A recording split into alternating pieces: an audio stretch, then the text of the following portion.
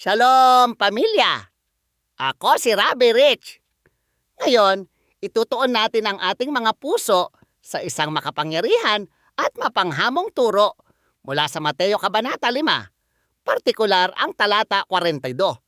Ang talatang ito ay pundasyon ng tinatawag nating Batas ng Kaharian. Si Yeshua ay umupo kasama ang kanyang mga talmidim upang ipaliwanag kung paano ang buhay kapag ang kanyang kaharian ay naitatag na. Sinasabi sa Mateo, "Pada 42, bigyan mo ang humihingi sa iyo at huwag mong tatalikuran ang gustong humiram sa iyo." Sa ating mundo ngayon, tila imposible ito.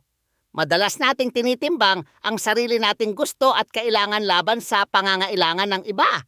Ngunit inilalarawan ni Yeshua ang isang buhay na pinamamahalaan ng mapagsakripisyong pag-ibig, hindi ng mga batas ng lupa o ng mga pagnanasa ng laman.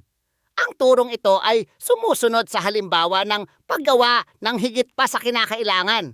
Sa daan ng kaharian, ang tunay na pag-ibig ay hindi kailanman nauubos o nagtatapos.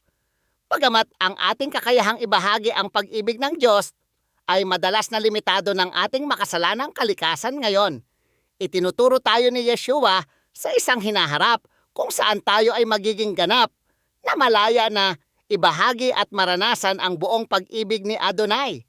Upang simulan ang mas malalim na pang-araw-araw na paglakad kasama ang Mesiyas, hinihikayat ko kayong bisitahin ang Walk with Yeshua app na nakalink sa description sa ibaba.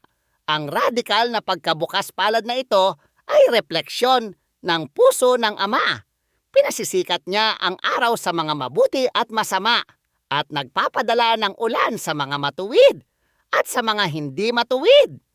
Kapag nagbibigay tayo ng walang pag-aalinlangan, ipinapakita nating tunay tayong mga anak ng ating Ama sa langit. Namumukod tangi tayo sa mundo upang magkaroon tayo ng pagkakataong sabihin sa mga tao kung bakit tayo naiiba. Dahil sa biyaya ni Yeshua, Mesiyas.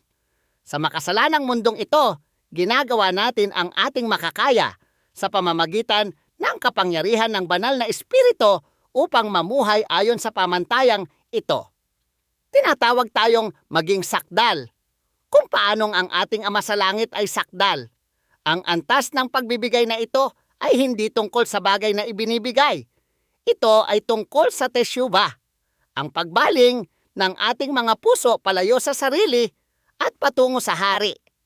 Pagpalain nawa kayo ni Adonai at ingatan sa inyong pag-aaral na lumakad sa kanyang mapagsakripisyong pag-ibig. Samahan niyo ako sa susunod nating pag-aaral ng salita. Shalom!